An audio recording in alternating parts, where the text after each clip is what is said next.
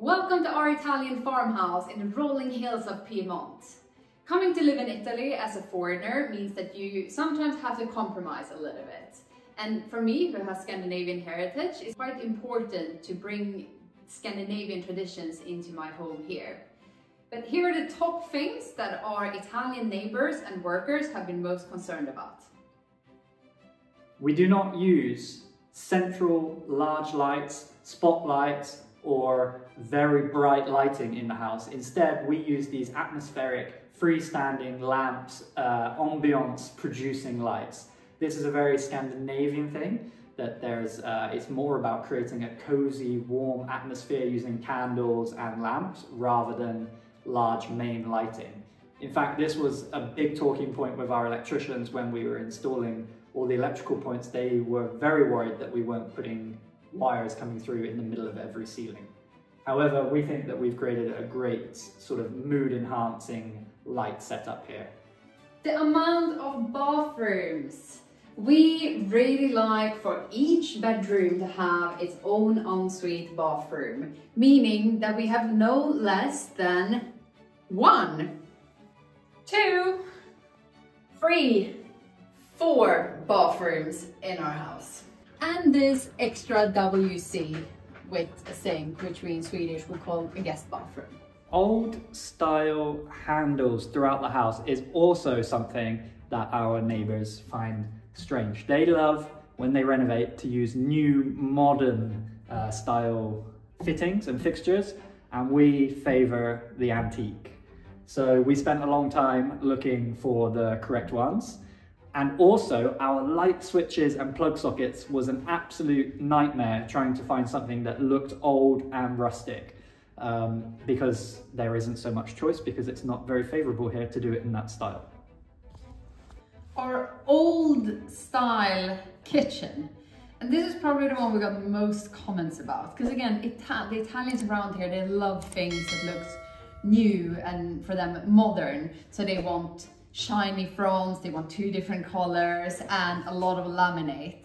And here we come and kind of pimp a kitchen into looking older than it is. We've been using this Carrara marble, we have brushed brass handles, we have this old farmhouse style sink. And it even went so far that when IKEA delivered our kitchen, the delivery guy held up our tap and he looked at it and he said, "Oh, thank you," and threw it in, which literally means like, ew, old. Why on earth would you do it like this?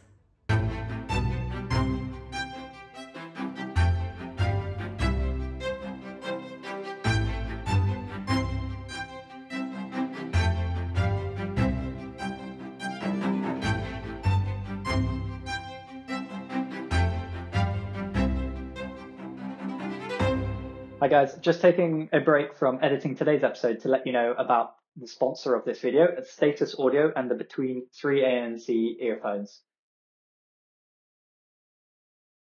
So we received these about a month ago and we've been testing them, and I have to say they are absolutely fantastic. They have incredible technology inside to deliver a clear, crisp and super clean audio experience, and that's their triple driver technology. So they've separated the bass, the treble and the mids with individual drivers, which is groundbreaking. They're also beautifully designed. So this is the bone, it's an off-white, and they are super sleek and luxurious looking, and they're exceptionally comfortable inside the ear. Battery life is absolutely brilliant as well. You get 8 hours of continuous listening, and then you can pop them back in the charging dock, and there's 36 hours of charging in there. Charge this guy once a week and you are set. My favorite feature happens to be the active noise cancelling though. I often use it to block out Emily when she is reeling off the endless jobs list of things to do at the house. Have you got a moment to go through the jobs list? Sure. Yeah, great. So we're going to start with the master. So be sure to check out Status Audio and the Between 3A and C by clicking the link in the description below. And there's also a discount code down there for you to make the most of this offer. And with that, thank you to Status Audio, and back to the videos. Our soft continental bed with thick duvets and fluffy pillows. Even the salesperson at IKEA was absolutely shocked that we were going to have both the mattress and the topper. We chose the softest bed available, and that was still classified as hard. Another thing, which is probably shocking to everyone who is not Scandinavian, is that we have two separate duvets. Even Edward's parents were quite worried about this when they first came to visit. This is the Swedish way of sleeping, and it actually gives you a better quality sleep. Another thing that our Italian neighbours find strange are our dark walls and most certainly our dark ceilings. So we love to use colours to contrast and create cosy spaces, and this is very much a foreign concept to our neighbours. They were impressed, but they didn't quite understand it. If you're Italian, you might notice that something is missing next to our toilet.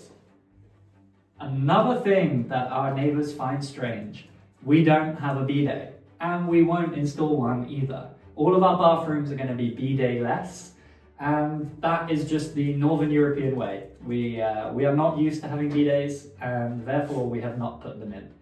I'm sorry to all of our Italian viewers. I know you think we are disgusting, but we just do it different. Letting your dog be inside and in your bed and other furniture. In our region of Piemonte, dogs are usually an outside animal which you keep in a cage or in a small, like in your garden. So our neighbors have been pretty surprised that we treat Ernie like a part of our family and allowing him to be in our bed. Huh? Huh?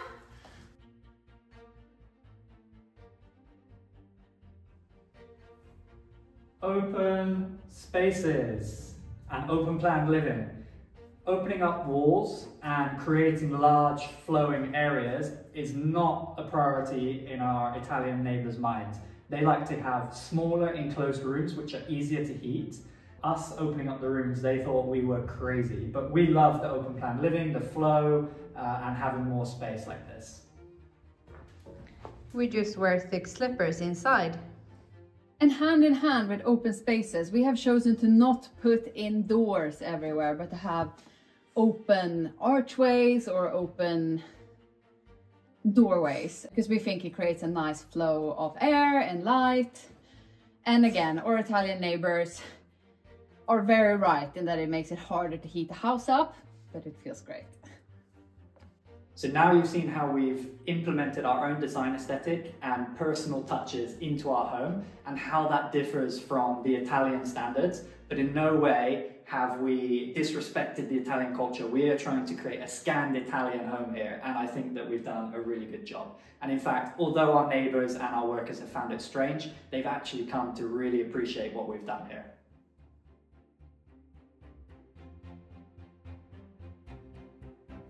Thank you so much for watching the video and making it all the way to the end. We really do appreciate it. And I want to reiterate that this video is not an attack on Italian culture or design. In fact, these comparisons and differences in our own cultures is what makes living in Italy so fulfilling and enjoyable. Don't forget to leave a comment down below letting us know which of our design choices would also be strange in your country as well. And until next time, we hope you have a wonderful Christmas and New Year, and we will see you in the next video.